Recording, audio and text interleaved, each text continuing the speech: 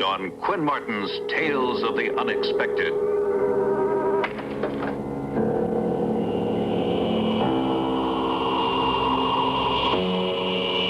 Something like a molecular ball of energy. It didn't materialize till it hit our atmosphere. Our lives are not so different than yours. You're murderers. You're parasites on the universe. There's nothing you can do about it. Some people will believe me.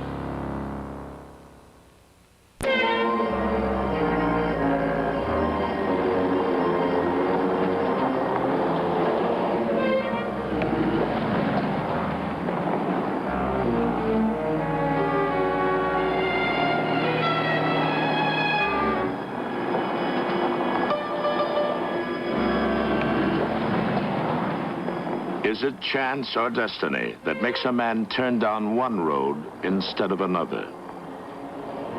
For Paul Rogers, returning from a fishing trip, the road he chose to take this night would change his life forever. For it does not, as he expects, lead him safely home. Instead, it will lead him into a nightmare that is unending, where reality is suspended and madness the only way out.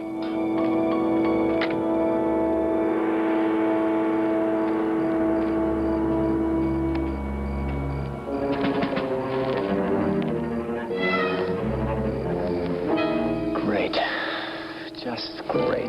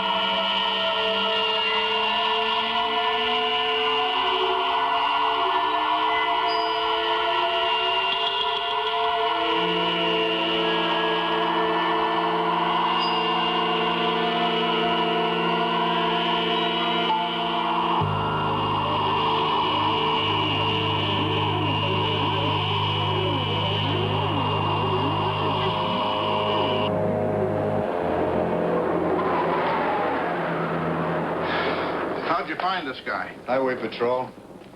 His car broke down on the old road last night. They have to call for a tow. You think he's got all his marbles? What do you mean, you think he's got all his marbles? Of course, he's a prosecuting attorney. Prosecuting attorney? Is that supposed to mean something? Well, you come in and decide for yourself. Mr. Rogers, this is Sheriff Bob Henry from San Elmo. I thought we might need his service. How do you do, Sheriff? Mr. Rogers, I understand you've had quite an experience. Got a copy of the report for me? Yes, sir.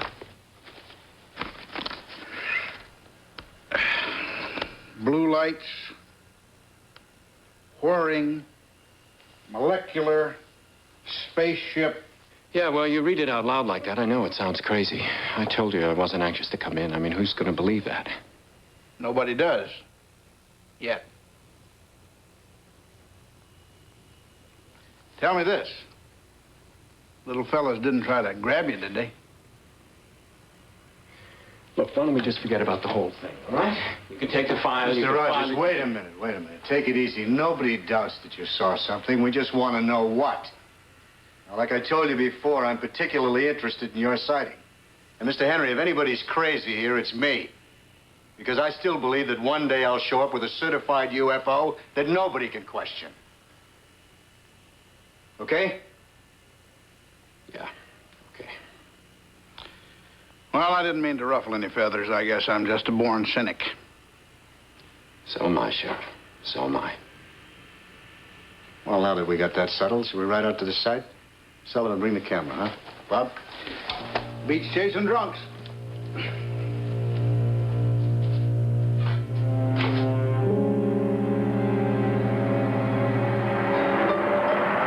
Officially, the Air Force hasn't investigated UFOs since '69. But I guess I'm just an old bulldog who can't give up.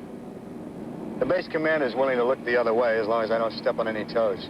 Listen, Jim, we've had sightings before. There's been no fuss. What's so special about this one? Well, at 4:12 this morning, our radar control reported total power failure, both in civilian utility and emergency auxiliary. That's about the time I saw whatever it was, the ship or... Yeah, but it's all just coincidence. There's no evidence that anything outside the base was responsible for the power failure. It only lasted 3 minutes and 17 seconds. Maybe the aliens didn't like what they saw. Maybe. But there's one other sighting identical to Paul's. A year ago last June up in Montana. We've got it on the computer. Still a coincidence? Still a coincidence.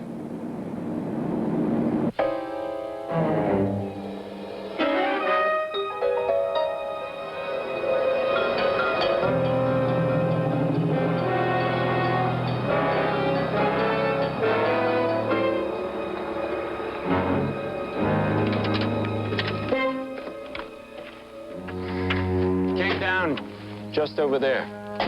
Let's have a look. Watch out for them little greenies. They might bite you. You're a funny man.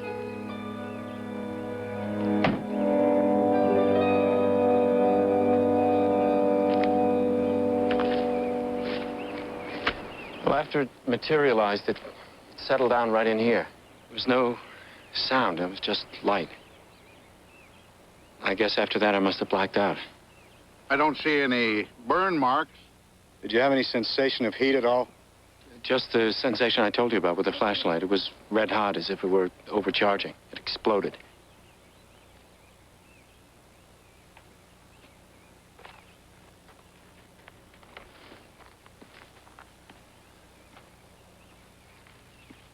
Well, you don't have to tell me what you're thinking.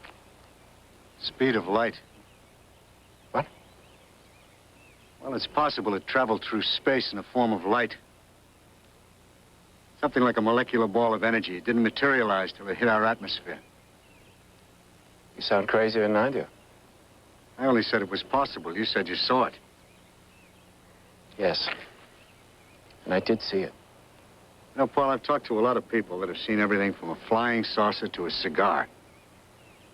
And I get a feeling about most of them right off the bat. Feeling of their credibility. How do I score? Well, let's keep looking.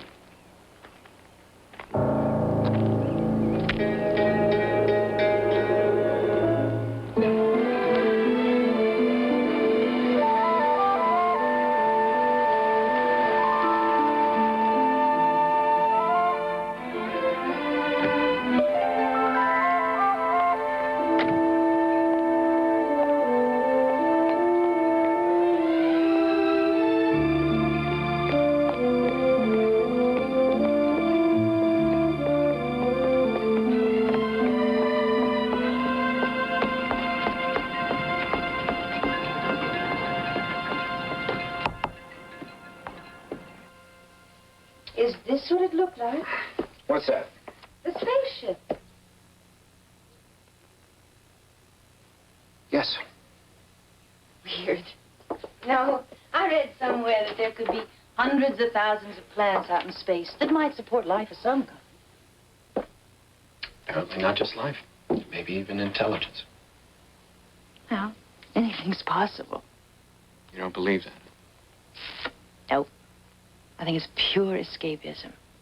All these spaceships, strange-looking people from outer space. It's just dreams made up by people who are not very happy with the world they live in. And me? What am I? One of the unhappy ones? No. You're just tired. You're overworked. Maybe you just dropped off to sleep. Look, I know what I saw, all right, Barbara? All right. It's just that you have been under stress, and I thought it might be something like what happened before.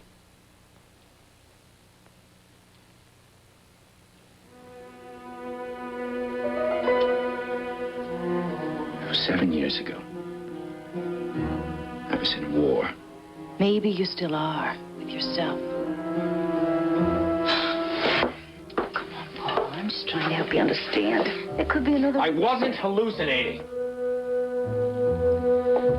What other answer is there? Could we, just call it a night? I'm not really very hungry. Okay? Besides, I have to go out. Where? Just for a drive. Paul. Sorry. Look, this time, if I'm going crazy, I'd like to be the first to know.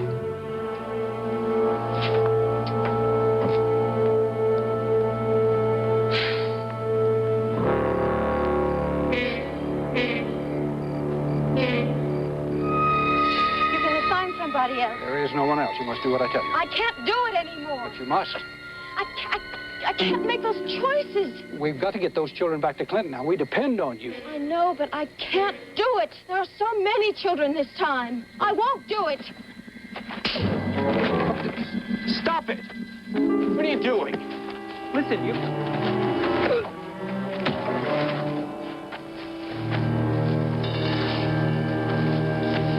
Are you all right?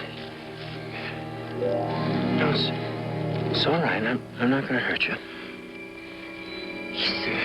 He's my father. Go away from here. Go and leave us alone.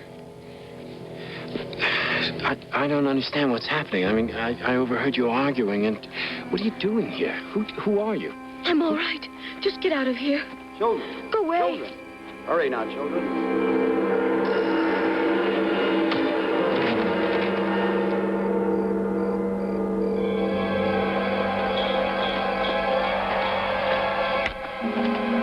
Hurry up, children. Come on. You'll be fine soon. What do we say? Put us in blue, we'll be like new. Put us in blue, we'll be like new. Put us in That's right. Soon be like new. like new. Put us in blue, we'll be like new.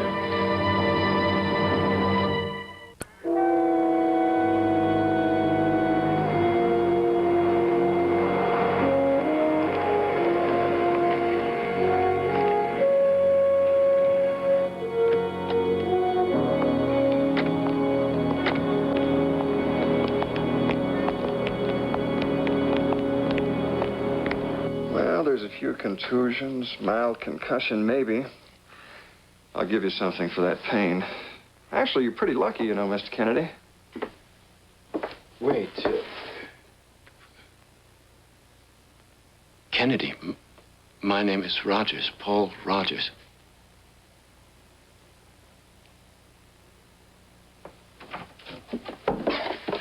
How is it? Well, he's a little disoriented, but I think he'll be all right. You're right. I wanted to come last night when they called, but they said it'd be best to wait.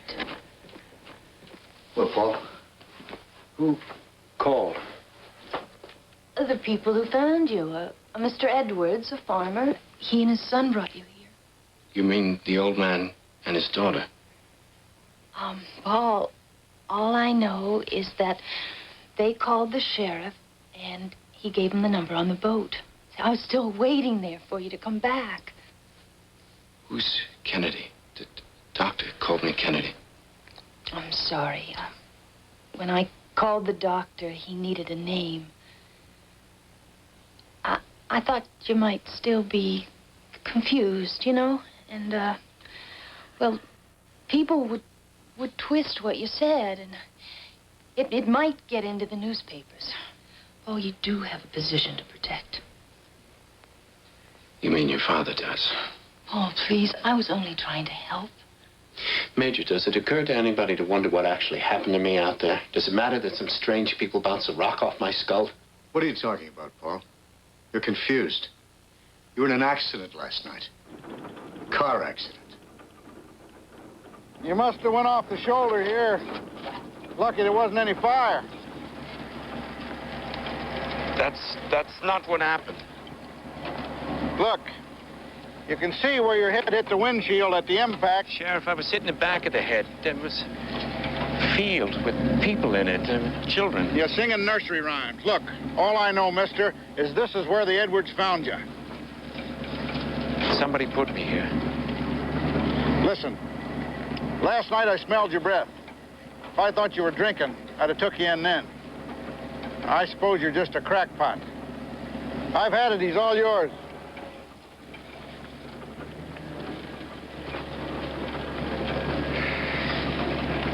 I get the feeling my credibility is just taking a nosedive.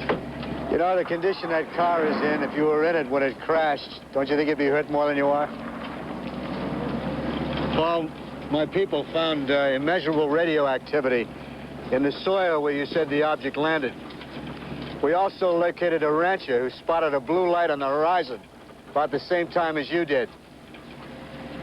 What next? Back to the base. But I'm afraid you're going to not like the next phase of this investigation.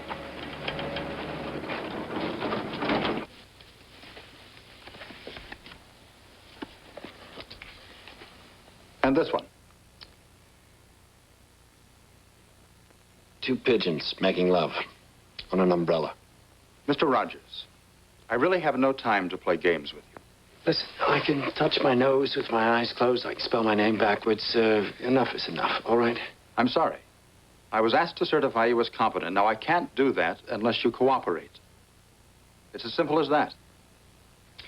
Okay, what do you need? Let's go over your medical history. Medical history. Right. Mumps, scarlet fever, chickenpox, measles. Twice. How about headaches? No. Depression? Nervous disorders? Well, anything in that area? Why didn't you tell me about this? Because I was embarrassed. If I told you, it'd have been all over, right? Why didn't you let me make that decision? I mean, a lot of guys suffered from battle fatigue and shot in them. But I mean to hide it. To have it come out this way. Paul, what happened over there anyway?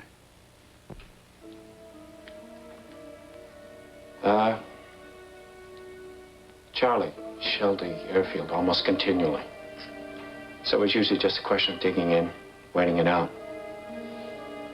Except that one night, my bunker took an incoming mortar. It killed 2 of my buddies. And I was trapped in there with them until morning. And I began to talk to them. I mean, I knew they were dead, but I began to talk to them anyway. And one of them,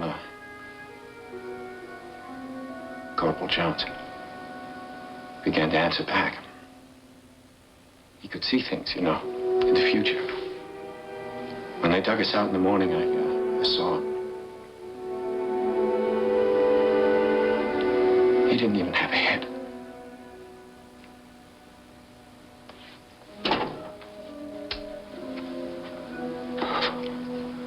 The next thing I remember is waking up in the VA hospital in Tokyo.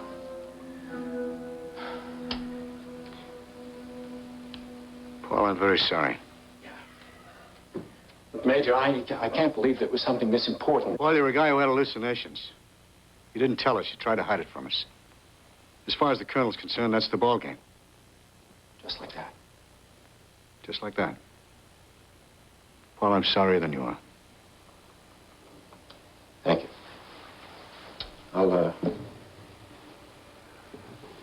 Yeah, I'll see you around.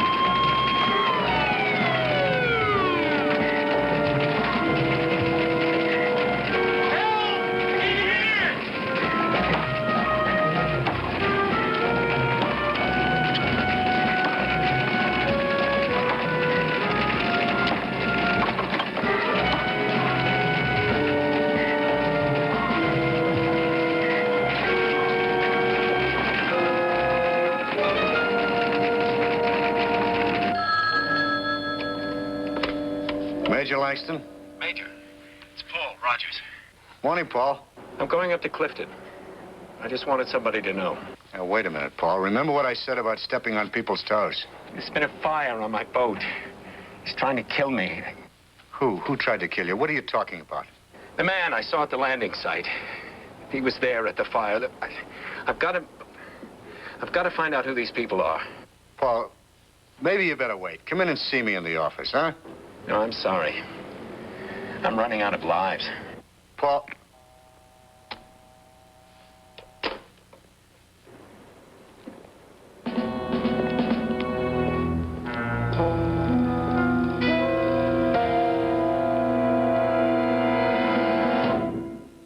This portion of Tales of the Unexpected is brought to you by All Temperature Cheer.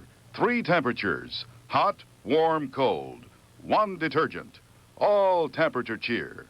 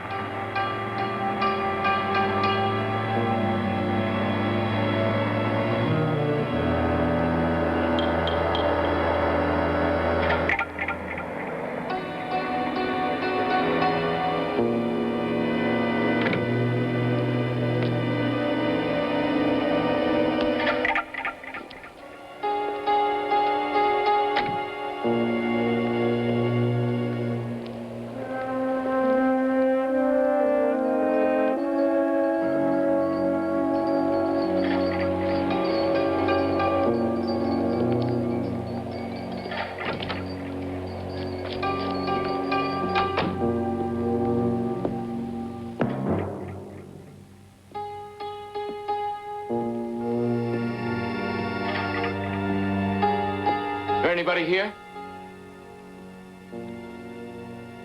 Hello? Yes, can I help you?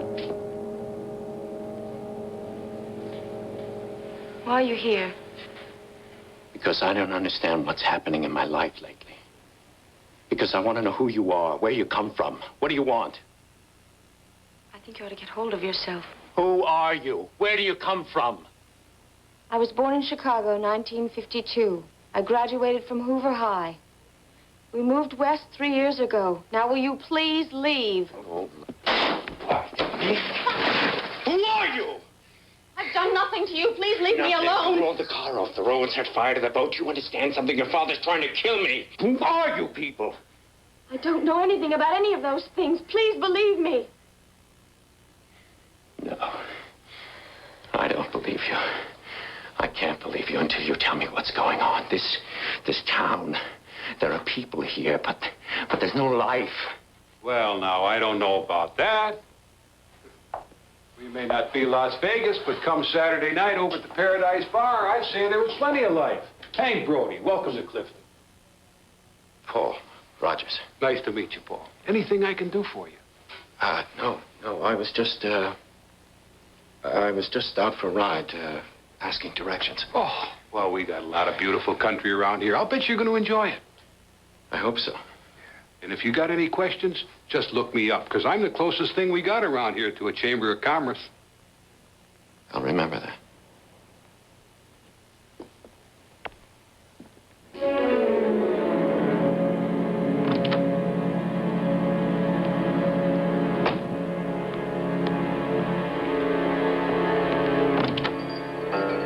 I didn't know about the fire or the car, truly. What's your name? Anne, but go now. Please, please leave.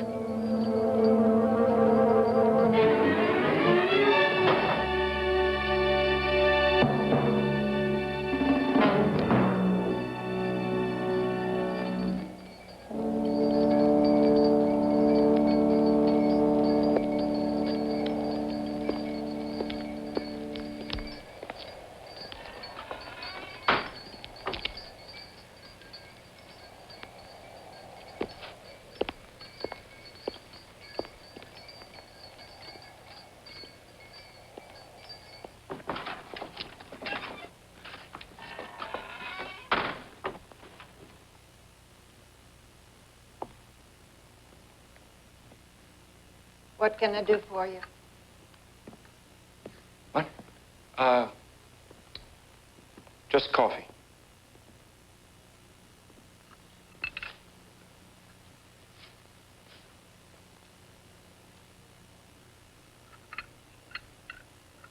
Town, it's quieter. Used to be livelier.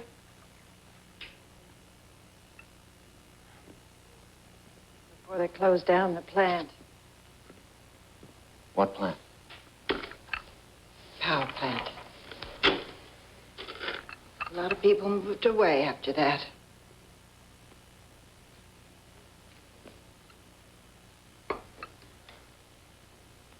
What about the people that stayed? They all seem as if they've had sunstroke.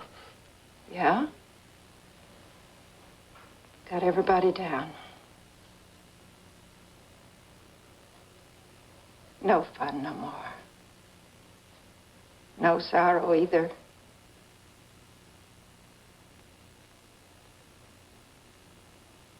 Guess I'm just getting old.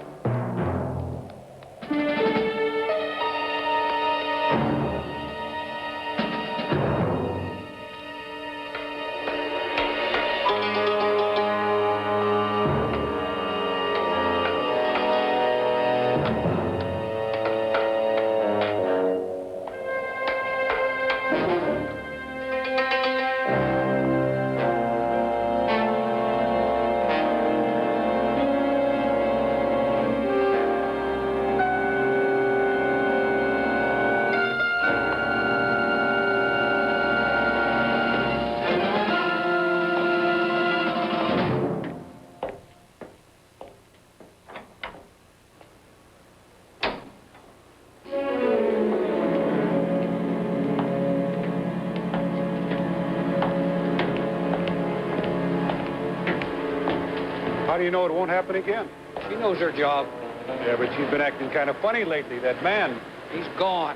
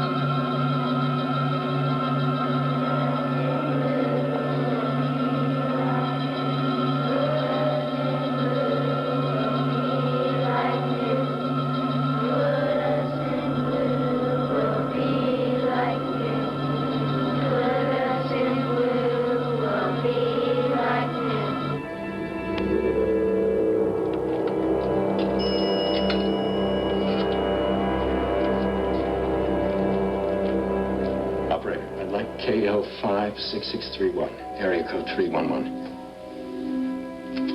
Yes. I have it.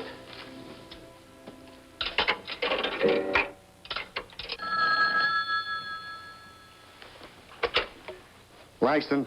Major, it's Paul Rogers. I'm here in Clifton. It's about 50 miles north. Yeah, I know where it is. You've got to get up here now. Paul, we've been through all this. Now, It's here. Proof, exactly what you've been looking for. what have you seen? Look, will you come up? Just let me show you, please. This town, the people here, they're like zombies. They don't even know what's happening to them. I've seen their equipment. What equipment? What are you talking about?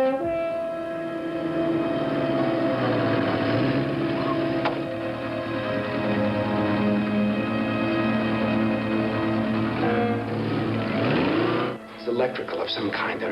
All right. Where will I meet you? It's a service station at the north end of town. It's the only one here. I'll meet you there. All right, I'll try to get there before dark.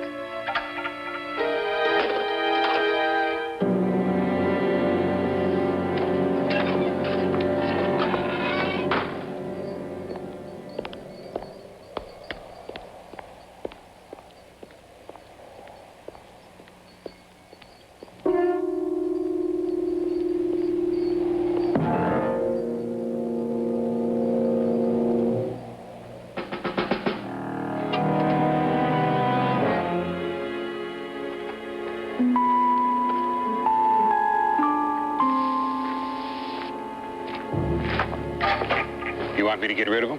No. I want you to talk to Mrs. White and find out who he called. Just do what I tell you.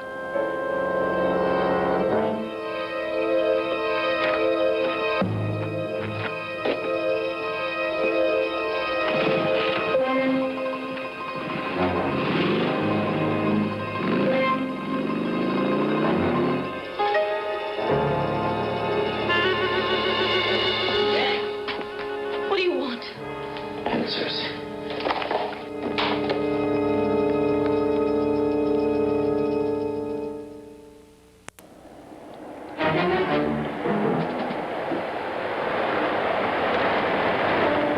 Excuse me. Is that the town of Clifton up ahead? Yeah, There's a gas station on the north side. Which road do I take? you're on it. About 3 miles ahead. Thank you. Now, you tell me what this is doing here in an abandoned power plant. Because whatever it is, it's not part of our 20th century. No, it isn't. You're right about us. The man you saw in the field, Officer Brody, others you haven't seen. We're not from here. From where? Nowhere. Everywhere. We're nomads. Originally from a star group in another galaxy. That was a long time ago. Just about the time your planet was cooling and your seas and land masses were beginning to form. But you can't have been that long in coming here. No, since that time, we've traveled from one inhabited planetary system to the next, seeking environments that could support us. Support? The people here in this town. This room has something to do with what's happened to them, doesn't it? Truth is, we survive on, I suppose you'd call it psychic energy. Whatever, it's the raw material for human emotion. Those emotions are surprisingly similar in every corner of the universe, as you and I are similar physically. Somehow, a long time ago, we lost our ability to regenerate that energy from within. So now we must take it from others, where we can find it. What are these things? A comparable word in your language would be siphons. We stand under the blue here. Your people there under the red. energy is transferred in a matter of seconds. People in the town, do they remember being here? No. Nor do the ones in our other settlements.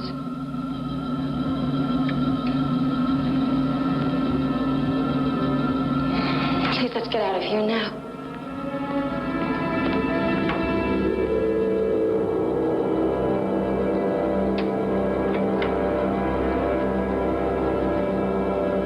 Well, what about East of town? You think he might be with the girl? I'm afraid so. We don't know what kind of a nut we might be dealing with. If any harm comes to my daughter whatsoever, I'm holding you responsible. It'll be your fault. With what you knew, you should have stopped him from coming here. Mr. Jason, I assure you, I thought he was quite harmless. But you believed him, didn't you? All that nonsense about a spaceship? I can't answer that. In a way, I suppose I wanted to. I personally know of other reports about... They just spotted both of them down by the old power plant. The night that you saw us, a lot of our children had come in. I was there to meet them. I told Jason it was the last time. That's what we were arguing about. I don't understand. The little ones. The little ones can't utilize adult energy. It was my job wherever we went to determine which of your children would be used. Used? They're all so innocent. It's so hard not to love them, want not to harm them. As I was watching the landing that night, I knew I couldn't do it anymore. Make those choices. I pleaded with Jason to assign someone else, but he refused. He said it was my duty, as it will always be. He was right, of course. Right? To destroy children? How could he be right any more than he had the right to try to kill me? That was a decision made by the others. They felt you posed a danger because you saw the landing. They must know that I'm still here. Why haven't they tried to kill me again? Because I asked them not to. I asked them if you could be with us. Why?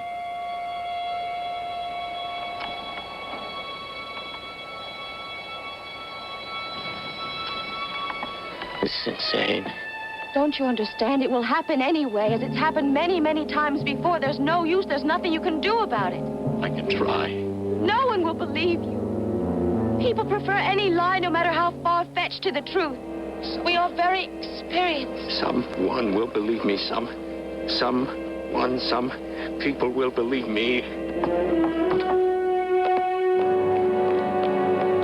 The Major! They know about the telephone call. It's no use, Paul. You won't be seeing the Major ever. What? We had to make a choice. It was decided the Major was the greater threat. I'm sorry, Paul. I don't believe you. I think one day you'll wish it had been you.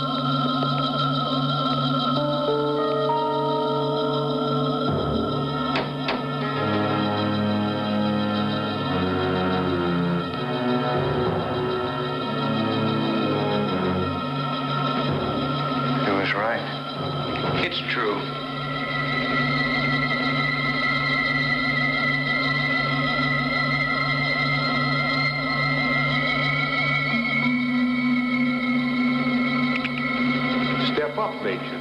That will be less painful than this.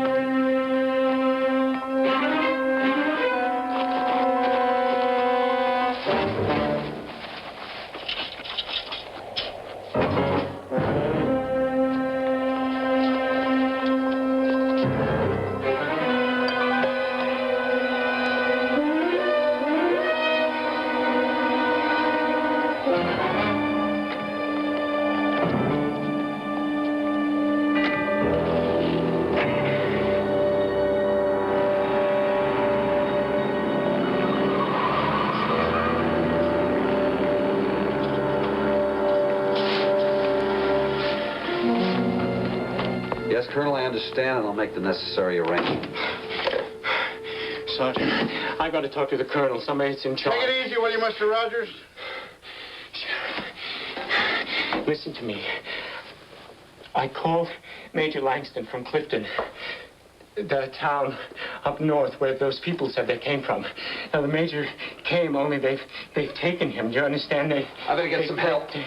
No, don't listen to me! Right. We are being invaded by aliens from another all right. star system.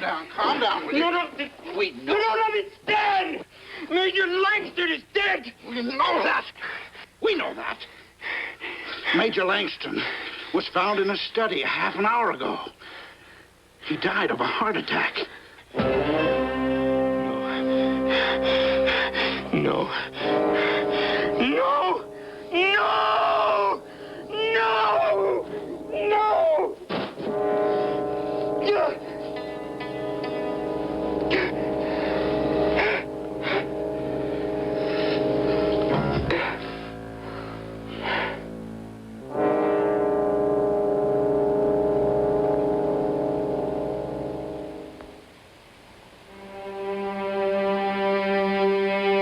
Has he said much?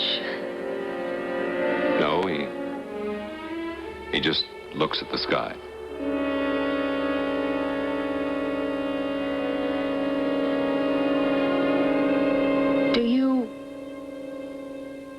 Do they think that there's any hope? Well, there's always hope, isn't there?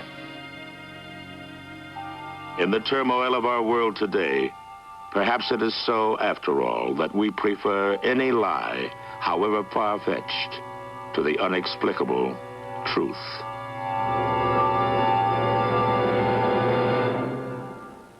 Quinn Martin's Tales of the Unexpected.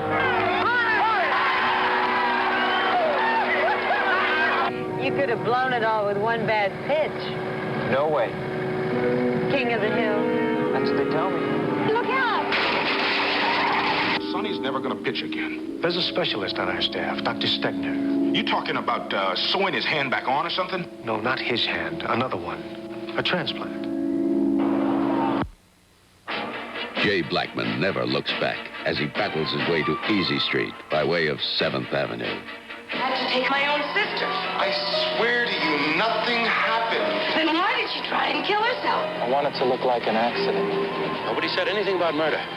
It's the exciting 2-hour conclusion of NBC's bestseller, 7th Avenue, tomorrow at 9, 8 Central and Mountain Time on NBC. The Blackman.